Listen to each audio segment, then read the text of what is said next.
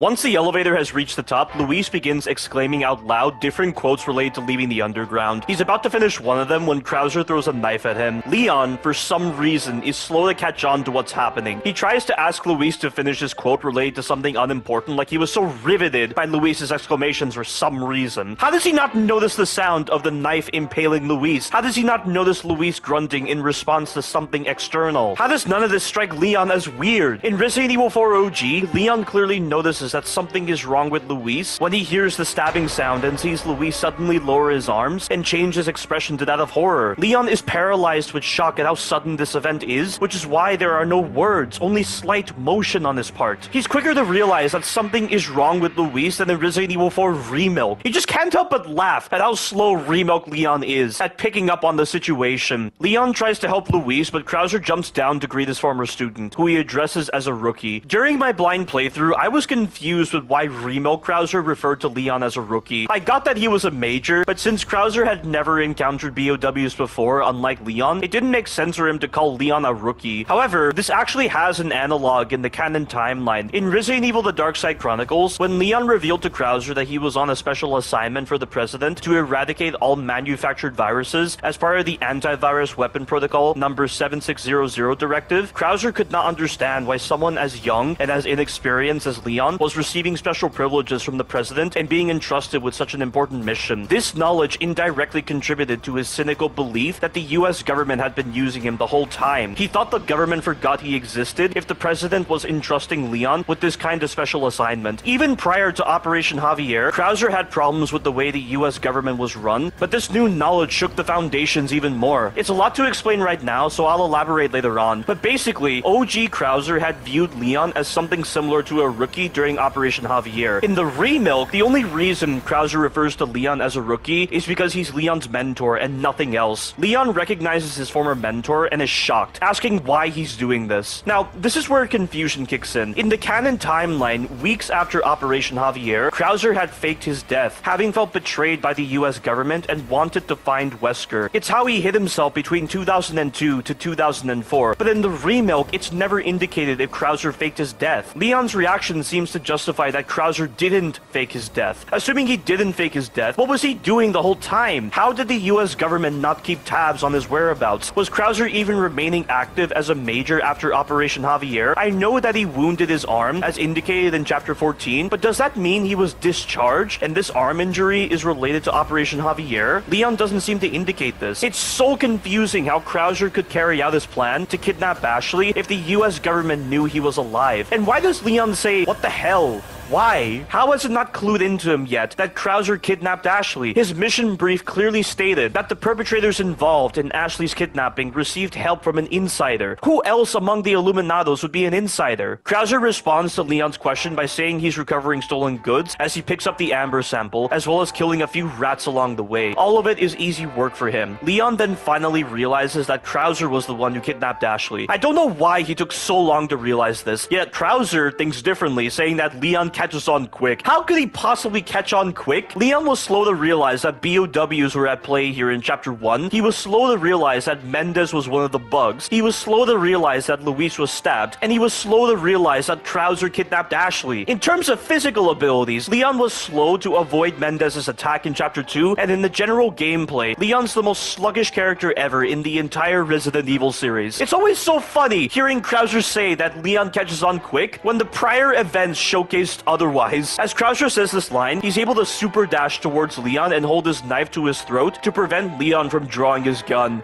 Wow. After giving Ada a lecture on how knives were better for close encounters, Leon somehow forgot to follow his own advice when dealing with Krauser. Did they only make Leon act out of character to make a supposedly hilarious scene with Krauser lecturing him on how he taught Leon that knives are faster? I guess at this point, New Capcom is accepting how much they've made Leon a joke in this pre-alpha and are now trying to use this to set up silly scenes like this. I fail to see how I'm meant to take this seriously. And also, having Krauser be the one who taught Leon that knives are faster and better for close encounters is so stupid. By doing this, it removes a sense of autonomy from Leon. It makes it seem like he doesn't have the ability to create his own combat style, only to follow the combat style of another. And furthermore, the contrast in Leon's reaction time is so blatantly noticeable between Resident Evil 4 OG and Resident Evil 4 Remilk. In In Resident Evil 4 OG, Leon was able to quickly dodge Krauser's jumping stab, only sustaining a cut to his face. In Resident Evil 4 Remilk, Leon doesn't even react fast enough. He's easily caught by Krauser. If Krauser didn't choose to taunt Leon, Leon would be dead. This is yet again another indication of how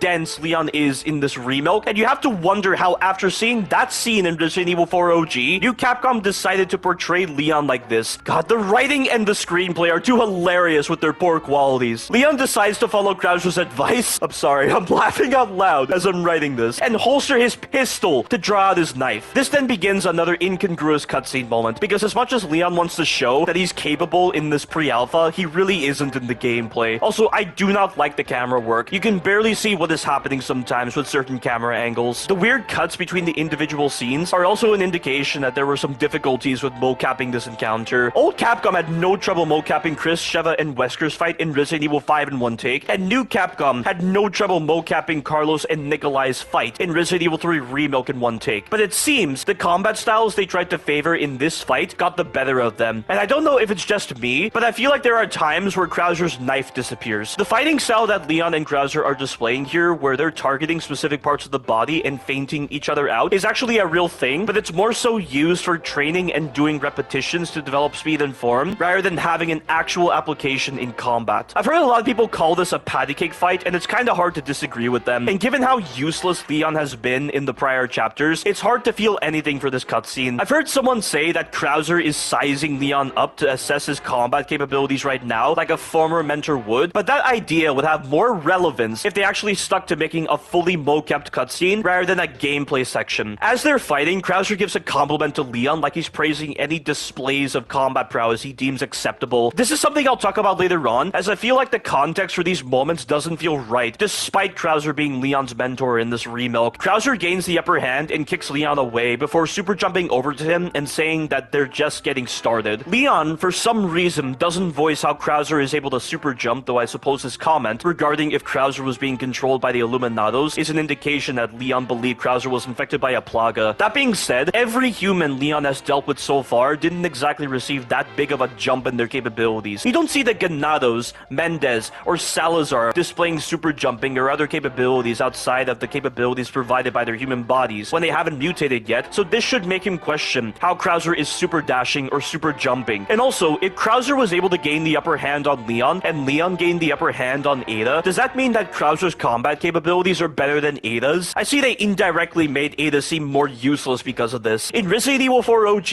Ada made sure to study up on Krauser's combat style in case he ever tried to backstab her, as Ada and Krauser didn't trust each other, despite having to work together for Wesker's plans. And in the end, Ada bests Krauser in combat. The same can't be said in this Remilk, because the developers made it where Krauser doesn't know Ada and Wesker. I don't know why they made this change, but it's dumb. I'll talk about this later on, but I think it's clear that Krauser's capabilities are better than Ada's in this Remilk, going off the logic I described. Once Krauser says they're just getting started, this begins his knife fight, albeit the knife part of it is very forced. The justification for Leon being forced to use his knife here makes no sense. They're not exactly in a close encounter. Leon is able to put distance between himself and Krauser easily, which should allow him to use his weapons. It's not like he's trying to attack Krauser with his knife to avoid killing him too quickly to get answers from him, because Krauser still rambles on when you're shooting him with your guns in Chapter 14. Why would Leon even humor his former mentor like this when he has to rescue Ashley? It makes no sense. In Resident Evil 4 OG, Krauser maintained close proximity to Leon, and it wasn't so easy for Leon to put distance between himself and Krauser. It makes sense why Leon would be unable to pull out his gun here, so he'd have to use his knife here. Here, it's so arbitrary with its implementation for no reason. But this so-called fight is such a poor reimagining. Why would the developers trade out the opportunity to showcase Leon and Krauser's combat styles through a cutscene? The kind of moves they're able to do are not possible to recreate through regular gameplay. Instead, we're just seeing basic animations play out. There are occasionally some cam deflect animations that showcase something different, but they're still simple in their presentation, and it's such a disconnect from the previous cutscene where Krauser was avoiding Leon's moves effortlessly to now getting hit all the time and shrugging off knife hits like they're nothing. It feels like a case of ludonarrative dissonance. If Krauser is able to take so many knife hits and shrug them off, why would he even need to deflect you? He already hyper armors through your attacks at times. In Resident Evil 4 OG, you could see that Leon and Krauser were evenly matched, and they weren't just taking knife hits like they were nothing. They were narrowly avoiding attacks because the hits mattered. This also got translated into the gameplay of Krauser's boss fight, as Krauser flinched consistently from the knife. There was no ludonarrative dissonance displayed in Resident Evil 4 MOG from this context. And also, because this encounter is treated like a boss fight instead of a cutscene, the problems rampant throughout Resident Evil 4 Remilk become an issue here, and you need to have a lot of technical knowledge to bypass or mitigate the poor designs at play here. Krauser's HP is very inconsistent in both of his encounters. A subscriber of mine mentioned that the inconsistencies are down to critical hits. The regular knife stabs and the melee attacks deal critical hits to his body parts in this encounter. The same is true with your guns to a certain extent in Chapter 14. While this may be true, I don't understand how the critical hits can feel staggering at times. It's staggering to the point of feeling like poor programming rather than an intended design choice. It can make you think the adaptive difficulty is being drunk in its calculations, and believe me, there are way more confusing moments with Krauser's HP in his Chapter 14 encounter. There's also the issue with the QTEs. The QTEs that Krauser does can be unresponsive if you're in an attack animation, and a lot of the times you're going in with knife stabs during moments where Krauser is vulnerable, but if your input stacks or Krauser cancels into a QTE, you'll be unable to do the QTE. Krauser also gets a tremendous amount of phantom range. In fact, every single one of his hits has phantom range because the developers want you to parry him. So this is a fine example of the developers using poor designs to force mechanics on you. The problem is, the phantom range is complemented by his artificial ability to glide towards you like it's a paired animation system. And when he jumps behind you, trying to run from him doesn't work because of this gliding problem and phantom range. So when he jumps behind you, you're forced to parry him, but if he does this incredibly bullshit running grab that has phantom range and cannot be interrupted, deflected, or crouched under, you're screwed. And he moves way faster than Leon when he does that move. And then this also complements the issue where the deflect system isn't omnidirectional, which forces you to always face in his direction. When combining these issues together, there are many moments where he jumps behind you, you try to turn to face him to set up for the deflection, given that running away isn't possible because of his phantom range and gliding garbage, but then he does the running grab instead. You then try to run backwards to avoid the attack, but because Krauser moves faster than you and gets phantom range, and Leon is incredibly slow when turning to run backwards, you get grabbed through a cheap manner. This happens frequently, and it's rage-inducing. And if you're standing with your back to a wall, this doesn't stop Krauser from trying to jump behind you, so Krauser gets displaced from his initial landing position. This disorients you, and you get screwed by poor designs. Whoever thought this was a good idea when designing Krauser's grab and jumping capabilities like this has no comprehension of their own designs and are complete dumbasses for doing this. I said before that the Conquistadors have the worst grab in the entire pre-alpha, but honestly, Krauser is infinitely worse because he takes advantage of more poorly designed systems than the Conquistadors. And speaking of grabs, there's another grab that Krauser can do where he'll do a downward attack with his knife. The first time you deflect this attack, it will force you into a cammed animation of getting into a struggle with Krauser. The grab doesn't deal damage to you immediately like the other grabs in this pre-alpha, but if you have your repeated button input type set to hold for doing the QTEs, you cannot break out of this grab without taking damage. And it's not a small amount of damage I'm talking about. It's almost a fourth of your health. Imagine if you were in yellow or red health. So much for accessibility options. This is new Capcom's way of punishing people for favoring this option. It's one of the most dense designs I have ever seen in gaming history. I don't think I've ever seen any other developer be that incompetent when designing a QTE in relation to a hold or tap option for a QTE. And the thing I don't understand is that the repeated button input type doesn't just affect your QTE inputs, but your knife inputs as well. So if you're someone who prefers to hold the attack button to knife repeatedly and you deal with the stupid grab, you're gonna take damage every single time. Why on earth do they not give separate options for QTEs and knife attack inputs? These are mutually exclusive inputs. They should not be in the same option. That is seriously amateurish of the developers. But the only way you're going to break out of this grab without taking damage is to set your repeated button input type to tap repeatedly, then use both of your index fingers to mash the button. If you set your input type to hold, you'll have to go to the menu when this grab animation starts and set it to tap repeatedly. You should not have to do this to bypass this moment of inconvenience due to the developer's idiocy. The only silver lining here is that Krauser can't put you into this grab again, so when you do deflect it again, it will be classed as a perfect parry. There can be those times where it'll be classed as a regular parry instead, but that mainly happens if your timing is a little late and he does the attack without doing the 4-hit combo that precedes it. Krauser also drains your knife durability a lot, and if you don't have many knives, you'll have to deflect his throwing knife, which will drop to the ground. I don't know why you have to specifically deflect it when you could just pick it up when it embeds into a wall, but that didn't cross the developers' minds, unfortunately. It is possible to do this encounter with one boot knife, but it does require cheesing him to avoid any moments where he'll drain your durability greatly. Krauser also has his QTE moves, and when you dodge them, he is vulnerable to being hit more than once with a knife. There are a couple of situations where you can hit Krauser at least 2 times in rapid succession with the knife, but they're hard to describe and aren't really worth it. it. Krauser's QTE melee attacks can't actually kill you, but he can kick you off of ledges. It's funny how he's able to kick you off, yet you can't do the same to him. Gotta love that kind of illogical design. But overall, Krauser's knife fight is nothing more than a damage race, requiring you to lay into him a lot in order to bypass poor designs, but at the same time, laying into him a lot can cause him to do other annoying attacks. There is a way to use an exploit to your advantage, which is actually something I discovered on the VR version. And having mentioned the VR version, this fight on the VR version is atrocious, because certain hitboxes are broken on the VR version to the point where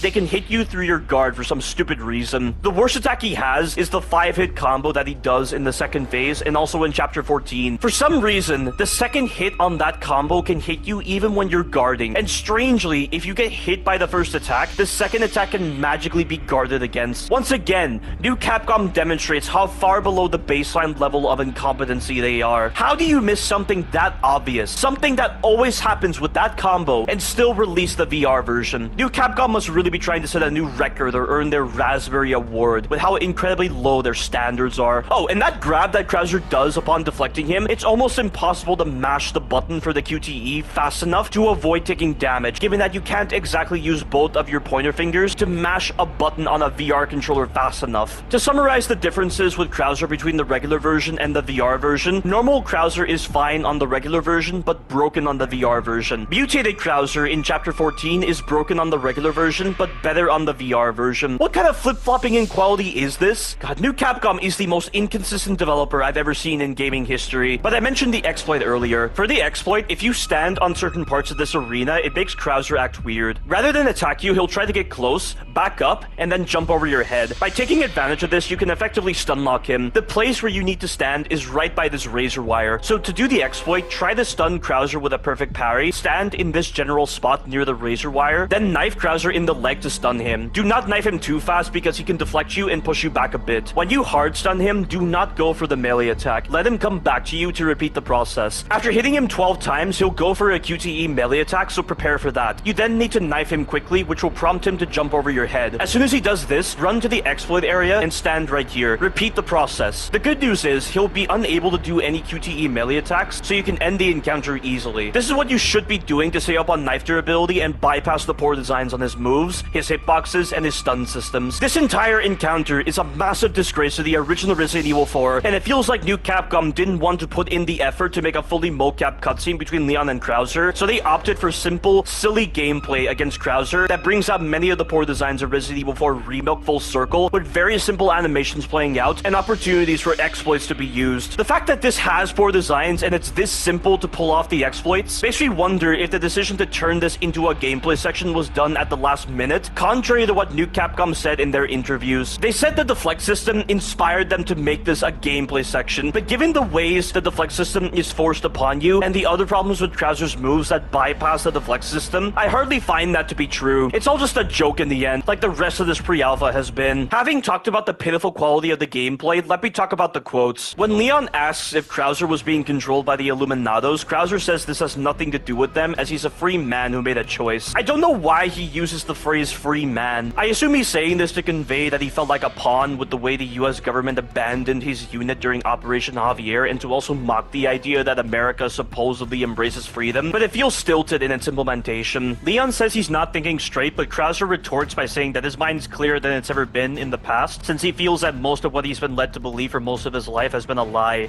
I know the feeling. He then demands that Leon focus and show him what he's got. Krauser's fixation on Leon really doesn't make any sense to me. What is it about Leon that is so different from the rest of Krauser's unit? Surely, Krauser has trained other individuals, not just Leon, right? If Leon wasn't there during Operation Javier, why is Krauser fixated on him? I'll need to elaborate on this point later on. Leon asks why a soldier like him would work for the Illuminados. It seems odd that Leon would use the phrase, a soldier like you, because that just comes across like Leon's a patriot, but surely he should be disillusioned with the US government a bit, as he expressed during the introduction, especially when the US government likely covered up the Raccoon City incident in this Remilk timeline. I don't know. It comes across like Leon is naive and that he believes being a soldier means you're indebted to the US government, but after Raccoon City and knowing the events that transpired in Operation Javier, I feel like Leon should be saying something different, not using the phrase, a soldier like you. Though I suppose in this kind of emotionally charged situation, Leon's mind has to access the closest relative word that he's assigned to Krauser for most of his time together. Krauser responds by asking if Leon forgot about Operation Javier, where Krauser's entire unit was wiped out by the US government 2 years ago. The US government had killed them all without honor and without mercy, and in a completely exaggerated tone.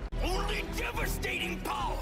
Because of this, Krauser thought it justified to seek the same for himself. Leon tries to say that while he understands that what happened was unforgivable, that doesn't give Krauser the right to hurt innocent people, to which Krauser responds by saying that Leon is still a kid, holding on to fantasies of what's right and wrong. That's really all the important quotes we get from this encounter, but this is a big indication that this pre-alpha is non-canon. Operation Javier did not involve a unit or the US government being corrupt. Operation Javier involved the T. Veronica virus from Resident Evil Code Veronica X. It was done to showcase the growth of the BOW arms race and how BOWs are being used globally. I'll explain how the canon version of Operation Javier actually went when we get to chapter 14. Krauser gains the upper hand again and kicks Leon away. He's about to finish Leon off when Luis somehow regains consciousness, drops down from where he was, and shoots Krauser's knife. Somehow, Krauser is able to hold onto his knife even after it's shot, which makes no sense. Luis then tries to shoot Krauser again, but Krauser super jumps to avoid the shot, and I'm guessing Luis ran out of ammo given that he doesn't try to shoot Krauser again. Krauser is done toying with Leon or sizing him up or whatever, and expresses his disappointment at Leon by telling him that he hasn't changed a bit, which made me laugh when I heard this in my blind playthrough. It really felt like Krauser broke the fourth wall. I completely agreed with Krauser. Leon hasn't changed one bit from Resident Evil 2 Remilk, aside from his bleak personality in this Remilk. If anything, he's more inferior in Resident Evil 4 Remilk than in Resident Evil 2 Remilk. All the new mechanics of Resident Evil 4 Remilk just feel like lies to cover up how useless Leon is. I literally recalled all the dumb moments with the mechanics throughout my entire time playing Resident Evil 4 Remilk when Krauser said this. Krauser then leaves, allowing Leon to check on Luis. The developers try to pass off Luis's death like it's something sad and redeeming, but how am I meant to feel anything when Luis has barely been around and he's been a bad character with stupid dialogue, a goofy attitude, and confused motivations? There is no subtlety or progression to extract from Luis that makes his death meaningful, and having Luis be killed by Krauser instead of Sadler makes no sense from a player investment standpoint. Because Luis is killed by someone that Leon has a personal connection with as a student, it creates a jarring disconnect later on when Leon talks with Krauser in chapter 14. You have Leon trying to reason with Krauser, which he shouldn't be doing if he killed Luis. You have Leon saying that Krauser is doing all this for revenge, but Luis's death has nothing to do with it. Luis isn't mentioned once during Krauser's boss fight. Having Krauser kill Luis removes any kind of meaning for Luis, and it's so weird for Luis's death to come directly after Leon and Krauser were talking about Operation Javier. It makes the pacing feel bizarre at this moment. In Resident Evil 4 OG, when Luis is killed by Sadler, it served as one of the factors that built up Sadler's boss fight. Sadler's the main antagonist. We're going to fight him, but Luis's death provided additional motivation for the player to take down Sadler. The files that we get later on that talk about Luis's work reminds us again that Sadler killed Luis. Luis's goal was to take down the Illuminados, so it feels like you're fulfilling Luis's goal by taking down the leader of the Illuminados, the same man who killed Luis. There is no jarring disconnect created in Resident Evil 4 OG.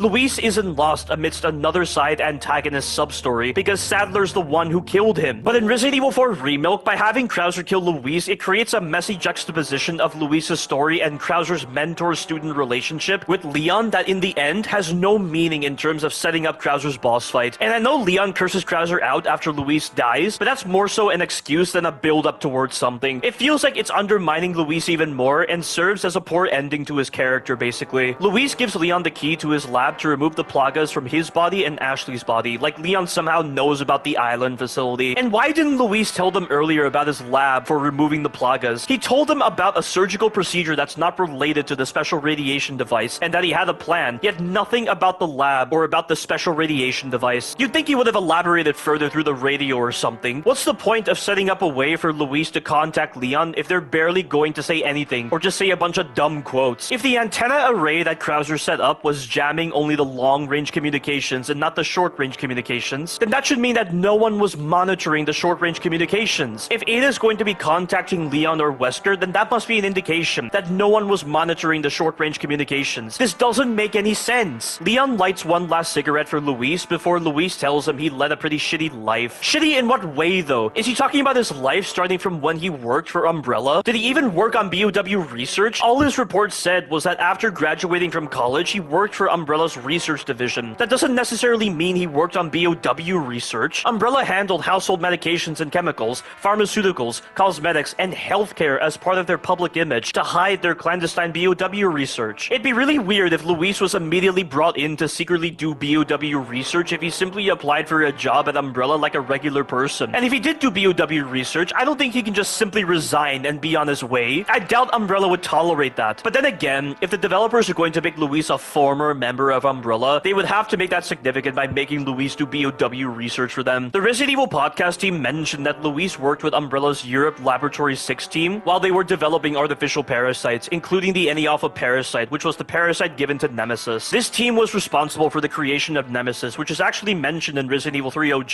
which I didn't know, but Luis had left Umbrella long before they began work on Nemesis. Essentially, Remilk Luis applied his knowledge from working with Umbrella's Europe Laboratory 6 team to the Plaga research for the Illuminados. Of course, why he even decided to return to his village or work for a cult that completely subjugated the village is never made clear in this Remilk. I still find it completely redundant to say he led a shitty life because Leon knows that Luis worked for the Illuminados. He's seen their BOWs, he's seen the fantasy garbage, so why would this be one of Luis's last words? After making this redundant statement, Luis asks Leon if he believes people can change, which amused me during my blind playthrough because it reminded me again of how bad Leon's character is, but it also reminded me of how bad the characters were and how it was all the result of Ann Paulson, the director of this pre-alpha. People can change, Luis? Well, the former director of Resident Evil 5 OG, one of the greatest Resident Evil titles ever made this pre-alpha and ruined the story, characters, and gameplay so much. In this case, the director changed for the worse. This quote is a joke all on its own. I just cannot take this entire death scene seriously. I can't help but feel like the developers made Luis work for two different organizations making BOWs, so that when Luis asks Leon if people can change, this then relays to the player, oh, even though he works for two evil organizations, he can still turn to the side of good. Even with a very strong background in evil, you can still be good. I would probably appreciate this if the Umbrella connection actually meant something and wasn't treated like an afterthought. It just feels like insubstantial, retroactive storytelling that doesn't mean anything in the end. And also, why doesn't Luis tell Leon to get the Amber back, considering how dangerous the Amber is supposed to be and how much Luis wants to put a stop to the Illuminados? Shouldn't he tell Leon to get it back? That was literally part of Luis's last words to Leon in Resident Evil 4 OG. He told him to get the dominant Plaga sample back from Sadler. He trusted Leon enough to tell him this before he died, even though he made a deal with Ada to get the sample for her. It makes sense for him to tell Leon in the event that Ada failed to get the sample, especially when he knew that Leon was one of the rare survivors of Raccoon City. He knew that Leon wouldn't want a repeat of that terrible incident. Luis wanted to do everything he could to stop Sadler from conquering the world with the Plagas. But in the Remilk, it's like Luis completely forgot what his initial motivations were, and he voiced in a later email that he didn't know whether to trust Ada's group or not. But despite this, he still trusts Ada enough to not press upon Leon the importance of getting the Amber back. But why? He knew that Ada was infected by U3. What if she didn't survive? And I fail to see how Leon's knowledge of the Amber could possibly affect Ada's retrieval. Luis is completely foolish for withholding the importance of securing the Amber to Leon. This is yet another reason why Luis's death holds no weight in this pre-alpha. What a pathetic character. I pity all the fake Resident Evil players that believe Luis goes through some kind of redemption arc in this pre-alpha.